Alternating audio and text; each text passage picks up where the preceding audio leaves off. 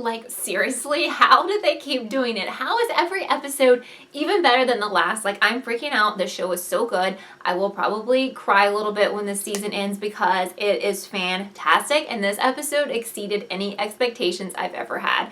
So we start out with Hank back at the police station. We know that he was going to go there and turn Doug in last week, and he's just gonna wait until Nina shows up. And when she finally does, he waited like an entire day, and he like turns over the birdhouse and he tells her like, this is who you're looking for, and she buys into it completely, which is good. Of course, he wants the credit, so I don't really know if he's gonna get the credit because he's a little bit, you know, cuckoo, but we will see. So we still have the detective in this shed, and you know, Jane, when I first found out that she was covering for Doug, like, I really despised her, like, really, really, really hated her. But I've kind of learned that she's very mentally messed up, that he's probably mentally abused her for so long, or he's threatened to kill her if she leaves, and she just doesn't know what to do. And I think this is what Detective Clements was trying to tap into, because deep down, I think she has a good heart. She knows what Doug has been doing is wrong, but she either doesn't know how to escape, or she's afraid to escape, afraid she will die, or, you know, he would have done something to the unborn baby. I don't know. But the detective's trying to convince her to free him, and I think that it kind of starts to work, but then we have some other complications. So because Nina has this information, they know who to go after now. They go to Doug's house, the bunch of detectives, like the FBI. This was a very intense scene.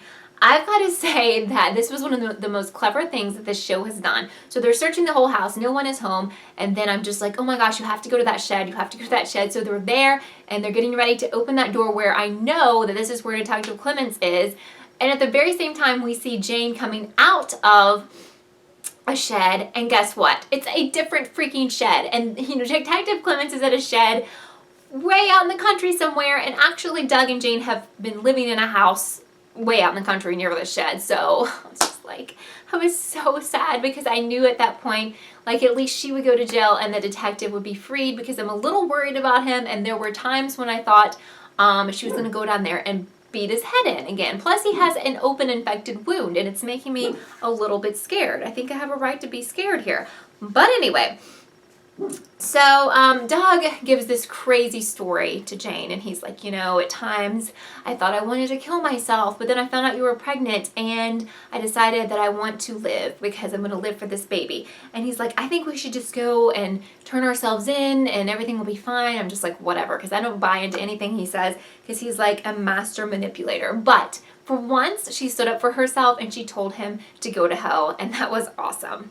Awesome. Actually, she said to burn in hell, which is even better in my opinion.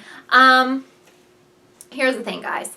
I've been saying this for weeks. A lot of you disagreed with me. A lot of you didn't want to believe me. And you know, I don't want it to be, but for the sake of a show, I do.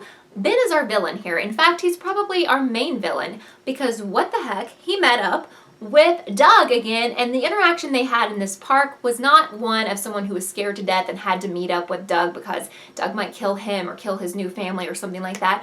It was like they were buddies or pals, or maybe even father and son. So yes, definitely Ben is working with or working for or something super shady with Doug. I have not put all the pieces together, but I know that I was right a couple of weeks ago when I said, this kid, there's something wrong with him. I mean, I felt it actually for quite a while, pretty much since I've been watching the show. I knew something was off, and then I started to believe he was working with Doug, and I really believe the flashbacks we saw were not true, or maybe just partly true.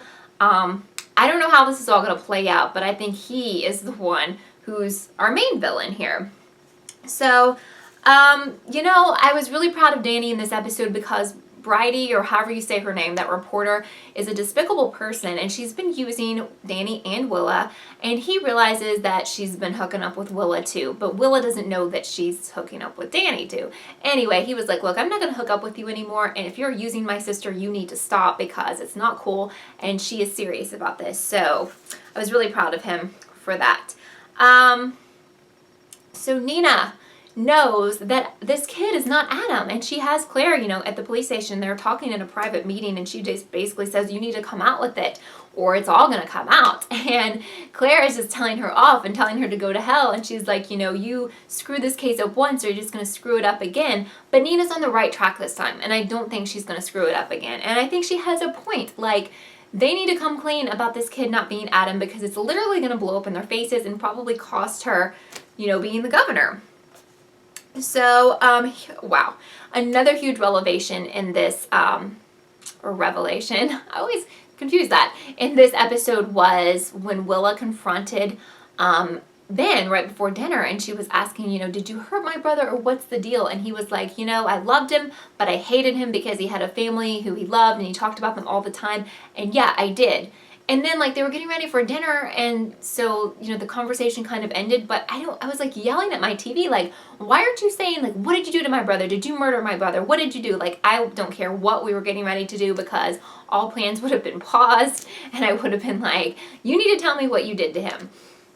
So a little bit after dinner, she was getting ready to tell her mom that, Ben can't be trusted, and then he hurt Adam, but I think her mom was just trying to get stuff ready for the campaign and, focus on what she needed to do to run for governor, and she didn't want to overwhelm her and make her feel terrible, and even worse, to be like, not only is your son dead, but this kid that you've taken in as your son probably killed him. So she didn't tell her, but she should have. She absolutely should have.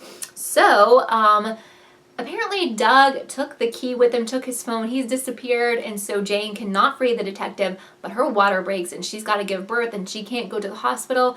So the detective actually talks her through it. She has the baby and it's a boy, and the detective's like, I'm so sorry for you.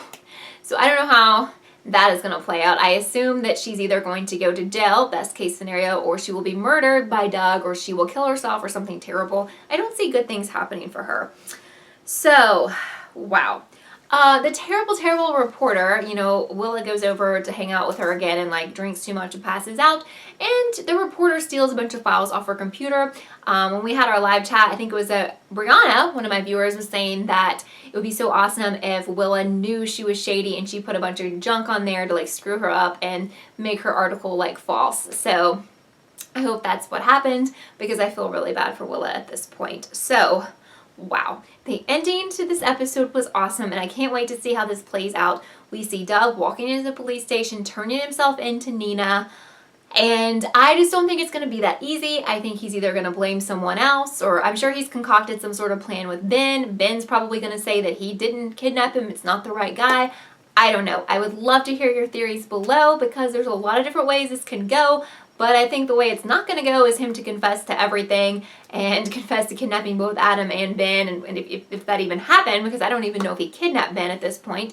Another thing to throw by you that I kind of came up with in the live chat is the possibility that Jane is also actually Ben's mom and wanted to give him away because he was a boy and didn't trust having him around Doug. So Brittany, I always give her credit. One of my viewers has always said that Doug was Ben's father. I still think that could totally be true. And now I'm looking into the possibility that those are his parents and she didn't want to raise a boy with him. I know that sounds a little far-fetched, but come on. This show has a lot of twists, and it's just not going to be super easy and super cut and dry. So we have 2 more episodes left, which means we have 2 live shows left. If you haven't been to one, I would love to see you next week. All that info is down below. They're lots of fun, and they're great for theorizing. But I love you for watching this episode of Kelly TV, and I will see you next time. Bye.